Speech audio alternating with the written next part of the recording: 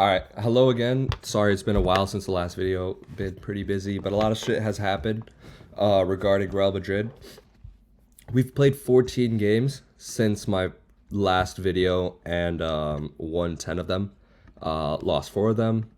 So not the best record, but I think there's been a lot of positive signs. I think making this video at this time, especially after the Bayern game, because as much as I feel like making a video pass after these like City, Elche, and Man City and Atletico Madrid games. We were in a really good moment before the international break, but I want to let the break pass and get our key players back because as much as there's been improvements, I think we are at the end of the day, Real Madrid right now is an incomplete squad, and we don't have the players and we don't have the capabilities to compete at the highest level. But I think what Arbeloa has been doing has been really, really, really beneficial to the squad. So the Getafe, Osasuna losses and the Rayo win are like the negative, matches that I kind of want to talk about a bit later. But we've had the Man City ties, the Elche game, the Atleti game, and the Bayern game to kind of go off of.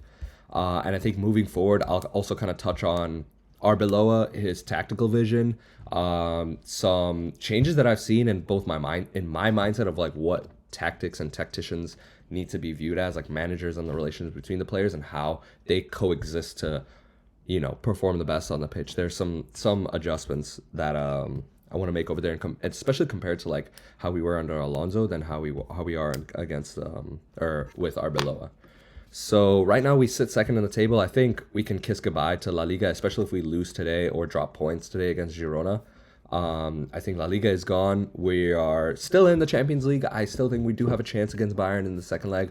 Obviously, I would give us like a 20% chance to make it through to the next leg, but obviously you can't count out Madrid. I think we have the main thing for Madrid. It's not like, oh, don't count us out because we are Real Madrid. I think don't count us out this season just because the players we have. I think we have so many different difference makers, and what Arbeloa is doing for our squad is just the name of the game is platforming, and we're platforming our best players to perform the best. And that's something else I'll kind of delve into a bit deeper. So here's the 11, right? Here's the 11 that we kind of run with mainly. As we can see right here, it's kind of like a 4-4-2. So I'm going to put Diaz in here for now. This is kind of like the 11 that we use against City, and I'm going to break down kind of the setup that Arbeloa has kind of found for our club, for Real Madrid. And I think it's going to be really beneficial moving forward when we see the introduction of Mbappe fully and the introduction of Bellingham fully. But for now, let's break it down as is. So we set up in a 4-4-2. Rudiger, Hausen as a center backs, Carreras, Alexander-Arnold, Valverde, Pitarch, Tchouaméni, Goulet, Vini, and Brahim Diaz has been our 11, for the most part. Even if we go back to the Atleti game, this was our 11. We just had, obviously, Fran Garcia and Carvajal instead of Trent and Carreras, but I don't think it makes much of a difference. So one thing that I've kind of learned through all these like tactical breakdowns and like watching the game more is the manager is there to set up a good pattern of play. There needs to be a off-ball structure to the team and also an on-ball first phase build-up patterns. That's what the manager is doing. If you look at all the clubs, there's a specific style of play almost. There's the fluidity that Bayern and PSG have because they're way further down their,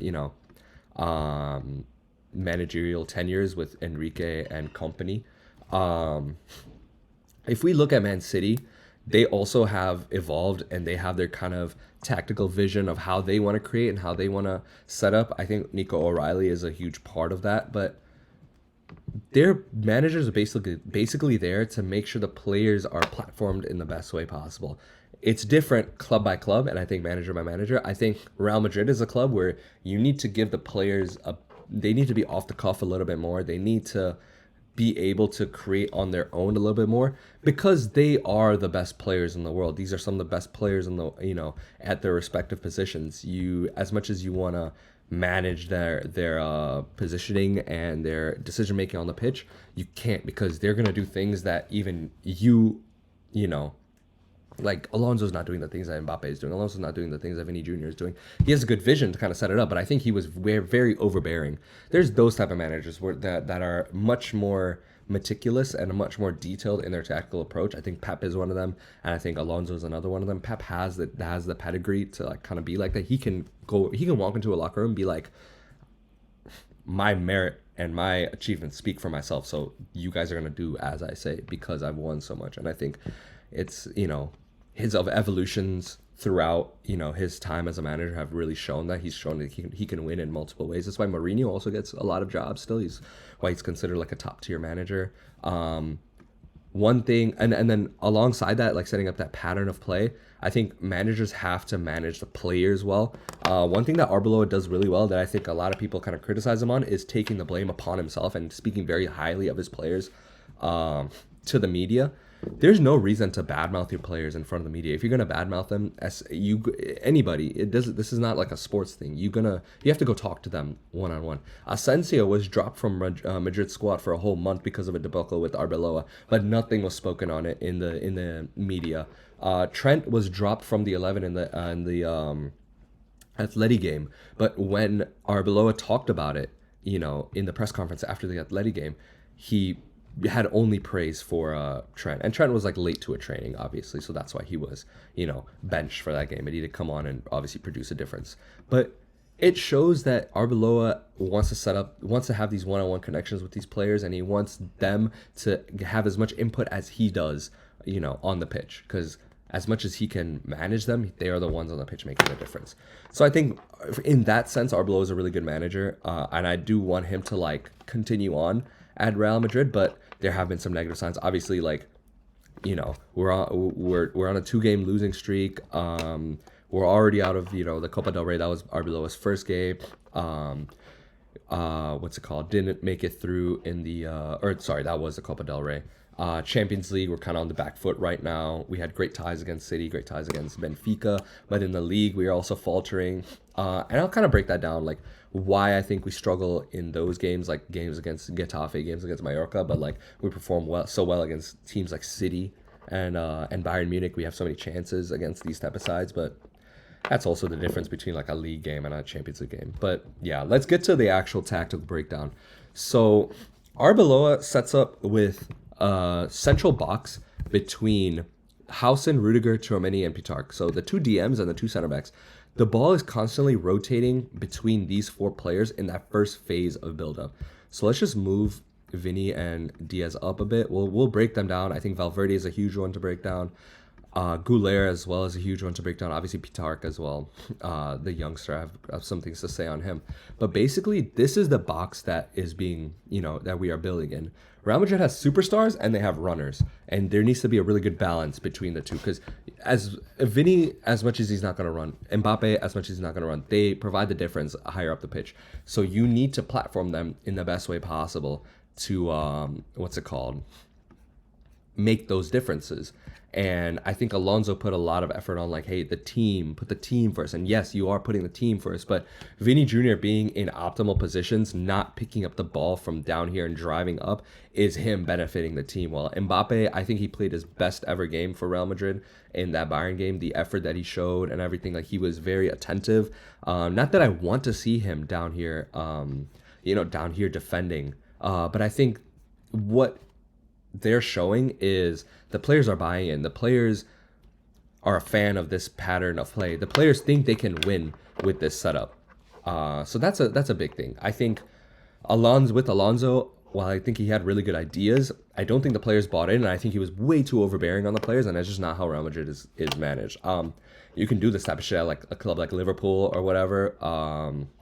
It's not really going to run around Madrid. I think the proof is, hey, every time we've met Liverpool in a final, in a knockout setting, we've owned them. And not to say Liverpool's a bad club. I just think Prem clubs are way more oriented to be fully managed, and managers can take full precedence. Whereas clubs like Barcelona, clubs like Real Madrid, clubs like Bayern Munich, you need to give the players a little bit of leeway, like PSG, because you have the best players in the world, So it's a different type of management almost.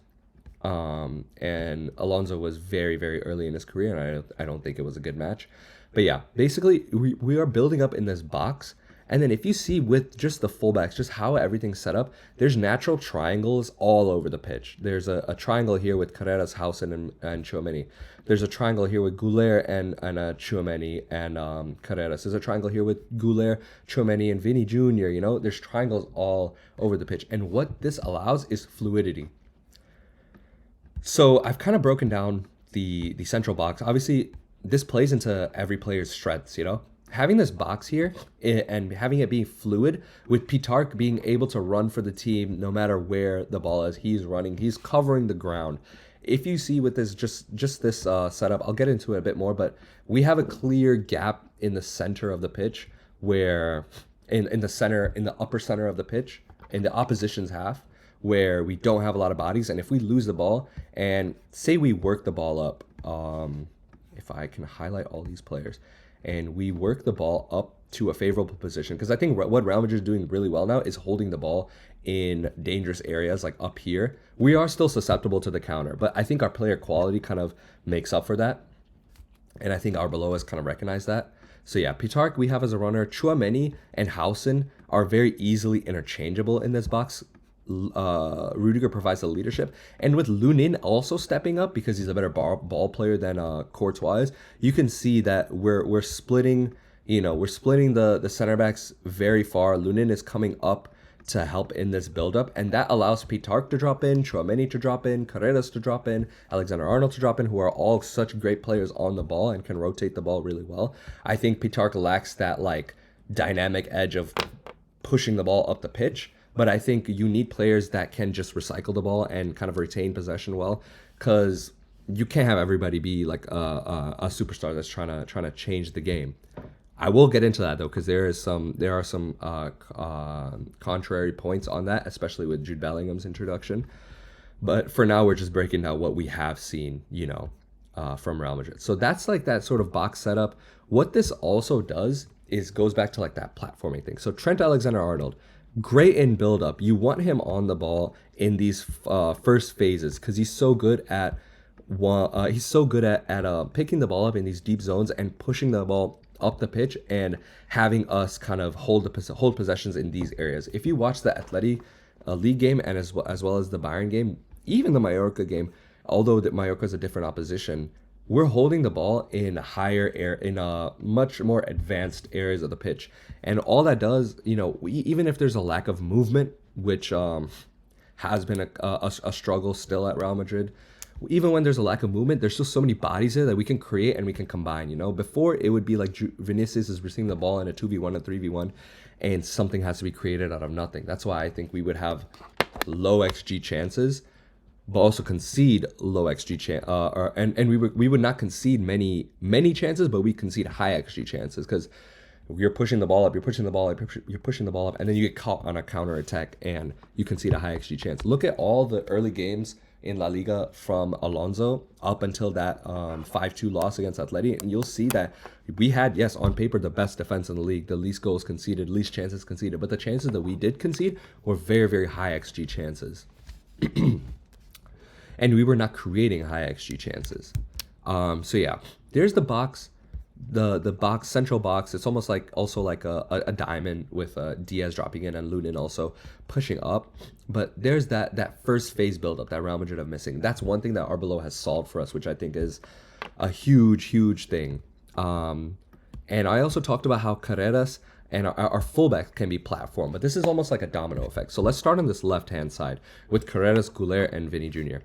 As much as I've criticized Goulet in the past, I think his biggest criticisms for me are how passive he is, one, and how slow he is on the ball with his decision making. He sees the right decision but doesn't really make it. All his kind of play came from this right hand side, because as a left-footed creative player, you're almost seen as like that left-footed right midfielder that can cut in. But this limits his game so much, because say you're on the left foot and you're coming up man to man, Goulet's not a man beater. He's more of like a creator and a connector. So when he's cutting in on this left foot, instantly his chances are negated because the opposition know that he wants to cut in and play that pass.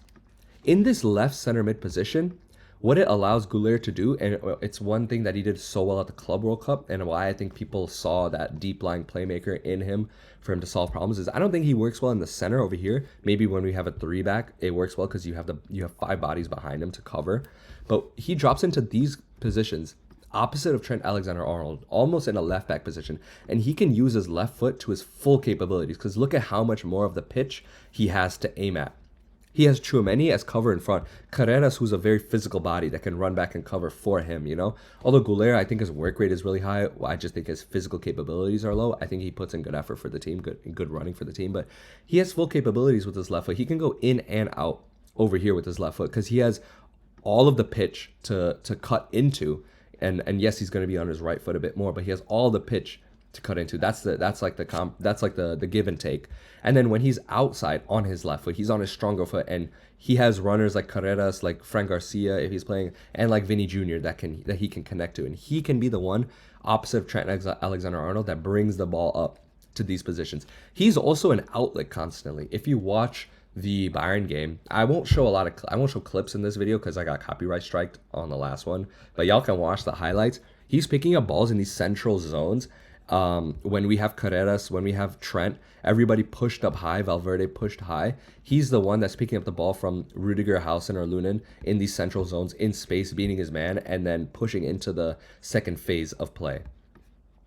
So Goulet, like I wanna give him his flowers. He's doing really well, and I don't think that he's droppable right now because his qualities are qualities that cannot, are qualities that we can't be without. And in this Real Madrid squad, in this current squad, when we get like a better midfielder to cover like Pitark's role and all that, I think yes, you can see Goulet push to the bench. But for now, in this left center mid position, he's the best we got.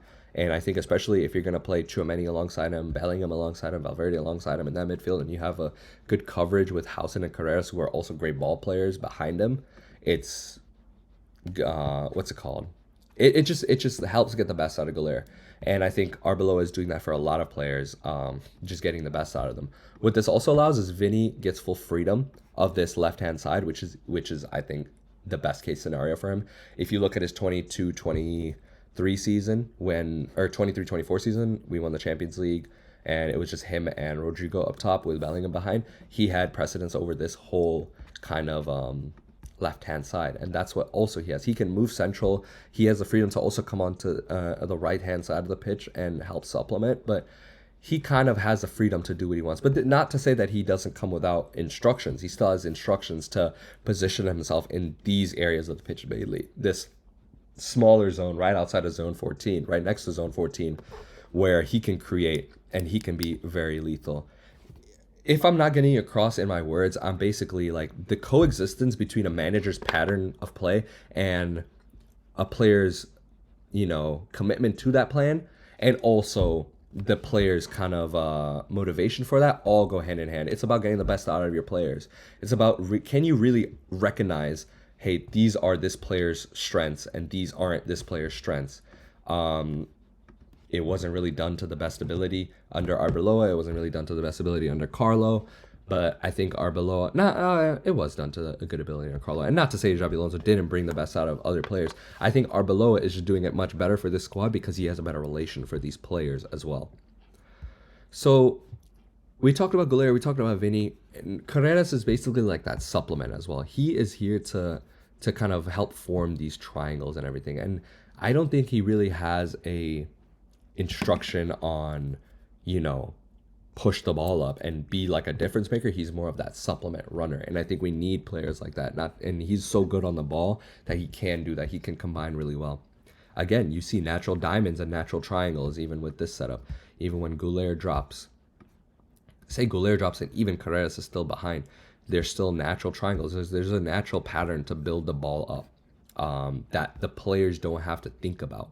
It's kind of just happening for them with how the managers set it up, which I think is great. Moving on to now this right-hand side, Alexander-Arnold, I think he's very similar to Goulet. I think he has more dynamism, though. I think he can push up way higher than Goulet can. because he's just more effective. I think he's just a way more creative, way better version. He's the real solution to this first phase of play. And we've been seeing he's been getting quite a few assists, quite a few pre-assists, quite a few chances created from these positions, from coming inside to here, being a midfield supplement. He rotates with Pitark and all that. Those boxes and those triangles allow these rotations because it allows fluidity. When you see like, okay, I have Goulet in the center and I have Valverde in front of me. I'm Trent, right? I have the ball here. I want to push into this area. I can signal to Valverde, hey, I'm pushing up. So I'm pushing up. Let's select the ball as well. I'm pushing up with the ball. Valverde can then drop down here. Maybe Pitark can drop down here and Valverde. This is actually what happens. Pitark drops down and Valverde then pushes up into these central positions because Trent has full freedom for this right-hand side. If you see kind of our setups against Bayern, it ended up like that with Valverde kind of pushing central. Now onto I think the biggest change that everybody's seeing. I think Valverde has entered a different sort of stratosphere of play for him. I think he's been quality. I think he's been maximized to his fullest potential. If you go back to the 2021-2022 season when he was used as a right winger, it's a lot of that. But now he's allowed that freedom as well to cover inside. When Valverde, let's take Pitark out for a second and let's just put like Mastan Tuono in as a right winger. When it was Valverde and Tchouaméni here, Valverde's strengths are running, and he's just good at everything. He doesn't have an excelling trait. He's a runner in behind. He's probably the best ball striking midfielder in Europe right now. And he's got a great work rate to like go back and cover. When he was in these positions, he would do his job, but it would leave so many gaps. So have to be so passive. And when we get hit on the counter and when these players will push up, he's isolated. And as much as it's not a fault to his own, he's leaving so many gaps. And with Trent here as well, wanting to push up as well, Valverde almost has to be reserved and be in this position. He's not effective in these positions. Although he'll still be good because he's just a generalist midfielder. This goes into another thing that I wanted to talk about, but I think it's a different topic, where I think generalist midfielders are much more valuable to a team than specialists. I think players that are good at like one thing, like I think Vitinha and João Neves are the biggest comparison. I think João Neves is much better, much more valuable to that PSG side than Vitinha is, but it's a whole nother topic. Our squad would suffer with him pushing up into these positions. But now, let's take Mastan Tuono out. Let's put Pitark back in. Let's keep Trent right here. What Valverde could do then from these positions is take up that striker role, and we'd see him pushing the opposition line back. What this also did is when Valverde would push up, it would allow Diaz to push down. And now what this does to the opposition's midfield line and back line is it causes a lot of confusion.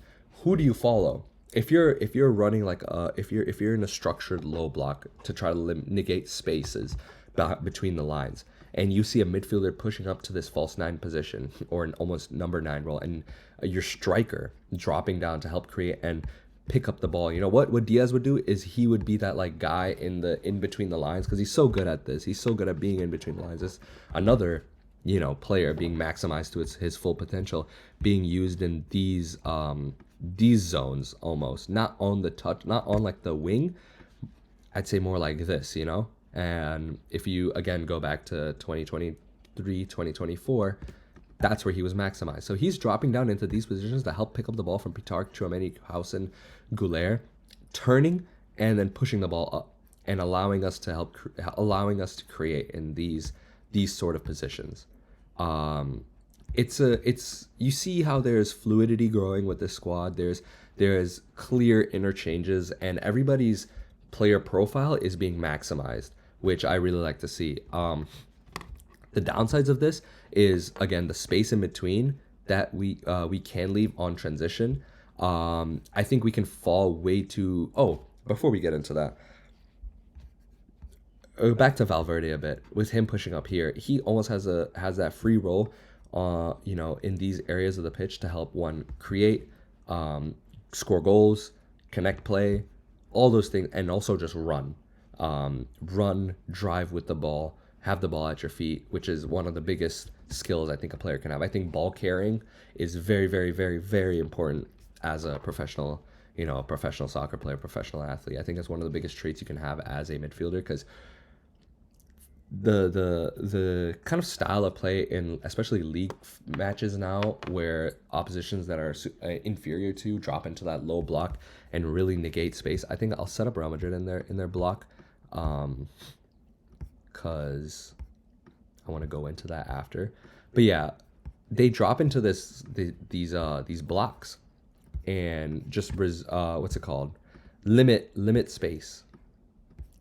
So it's almost like you can't pass your way through this. If you have, I think there are exceptions. I think Barcelona is one of the exceptions. That I think they're the best squad in the world at beating these low blocks that like negate the space, just because they have so many technical players and they're so good at retaining the ball and they're so fluid. I think it all comes from La Masia as well. When you're growing up and playing together, you have such a good understanding with each other that cannot be achieved by other squads.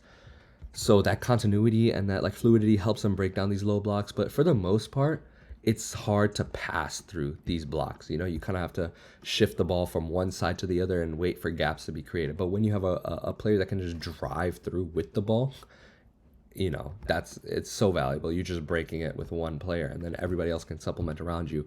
Valverde is really good at that. I think Bellingham is one of the best in the world at that. Vinny is a good ball carrier. Carreras is such a good ball carrier. Housen is such a good ball carrier. Even Pitark is a good ball carrier, although he doesn't do it effectively. I think he's pretty ineffective in this lineup. I just think he's such a big supplement. That's why and I think he has really good potential. I just think it's still early doors to call him like a generational talent or anything like that. But I think what I've seen out of Pitark has been really good. But yeah, anyway.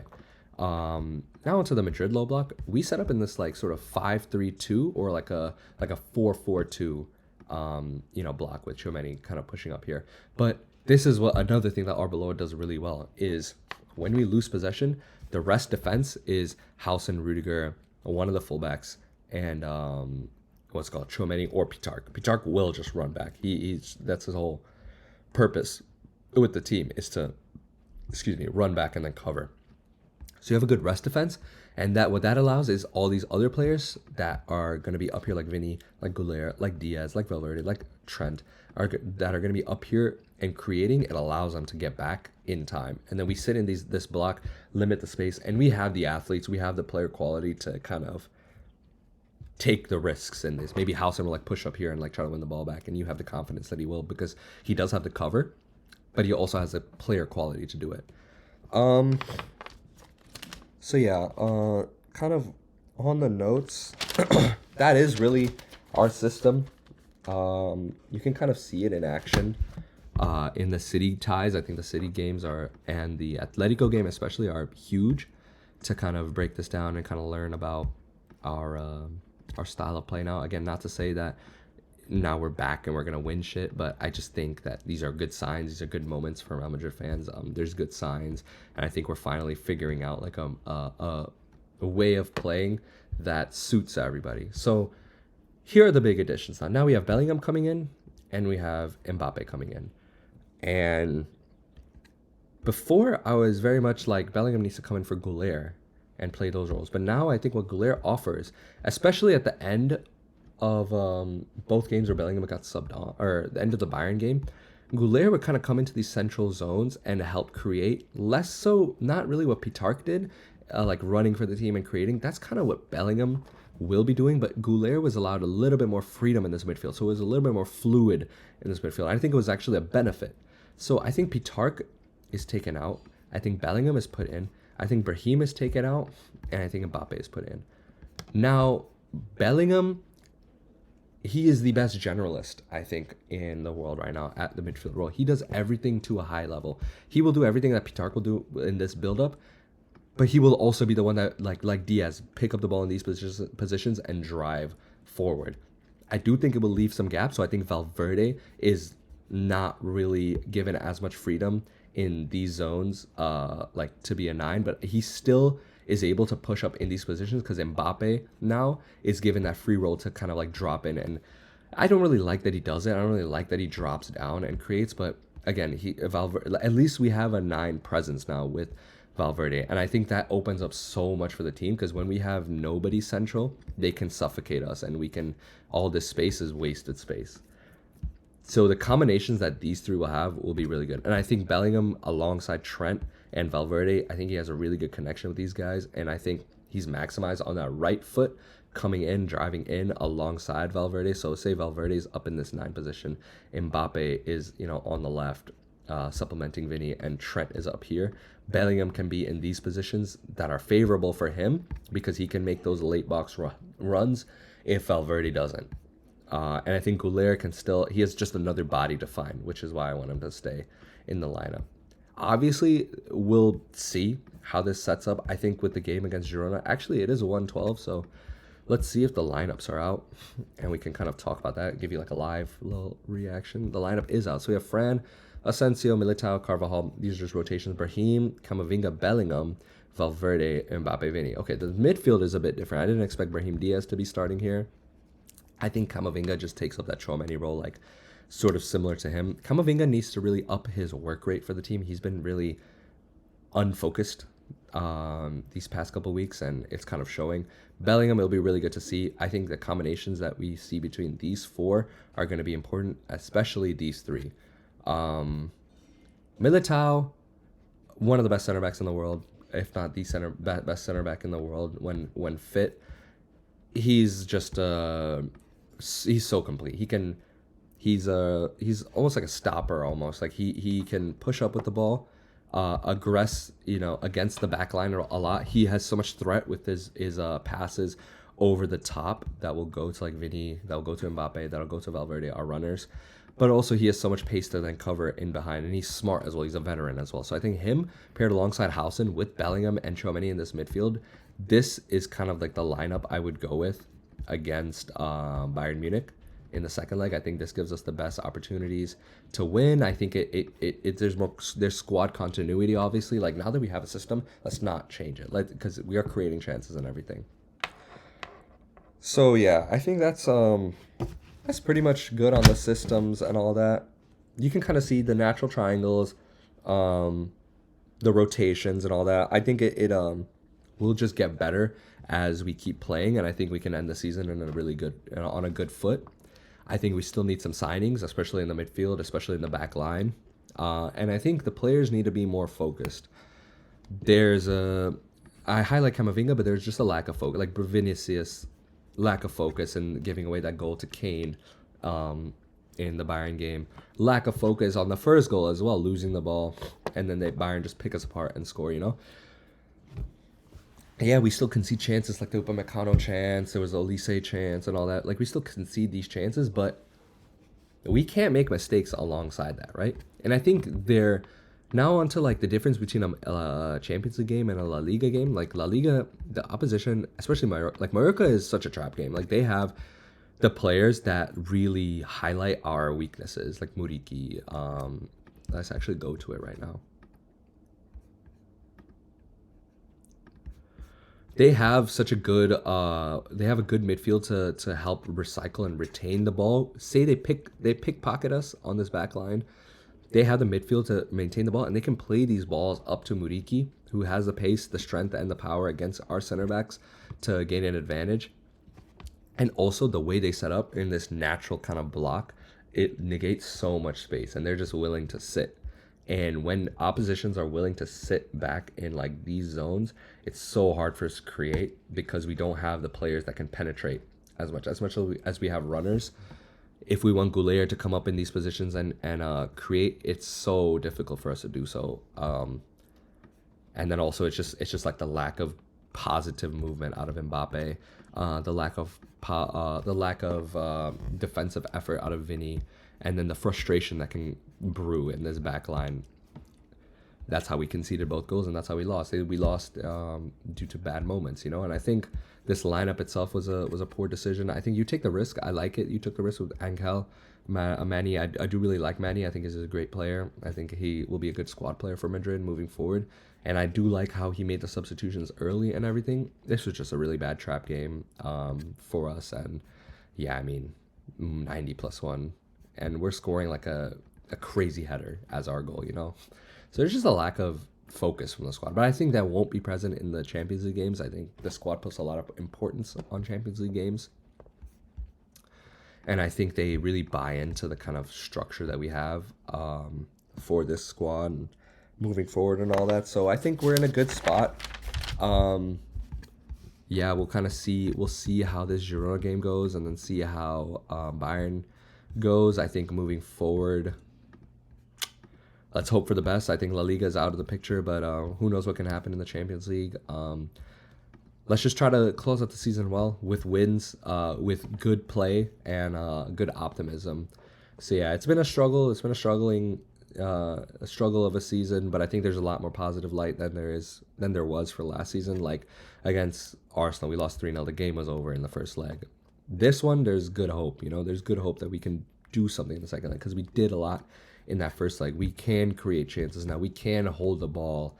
We're not waiting on mistakes or anything. There's no hoping. There's okay, Madrid can come back. Madrid can do it because they will get chances. ESPN has these extended highlights up for the Atleti and Real Madrid game. It's like a 40-minute video. I highly suggest watching that because you really get to see what I'm talking about, in play.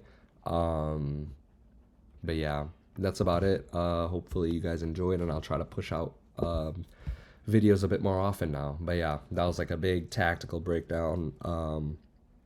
So yeah, let's hope for the best. Let's hope for the best for Madrid. And yeah, I'll see you guys in the next video.